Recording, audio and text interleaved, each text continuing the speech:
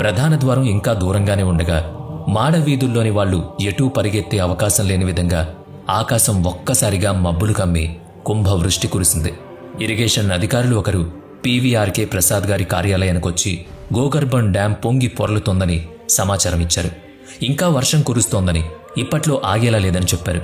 చిత్రమేంటంటే తిరుపతి పట్టణంలో కానీ ఆ చుట్టూ ఉన్న పట్టణాల్లో కానీ ఎక్కడా వాన కురవలేదు. కేవలం తిరుమల కొండ మీద మాత్రమే కుంభవృష్టి కురిసింది. తిరుమల దాహార్తి తీరింది. మరి ఆనాటి రాత్రి మణిమండపం గంటలు మ్రోగించిందెవరన్నదానికి ప్రసాద్ గారు సమాధానమిచ్చారు. ఆ గంటలు స్వామివారి సంకేతమని చెప్పారాయన.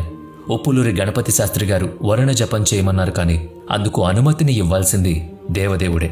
ఆయన అనుమతి లేనిదే తాను ఏం చేయలేనని ఆ వెంకటేశ్వర స్వామినే వేడుకున్నారు ప్రసాద్.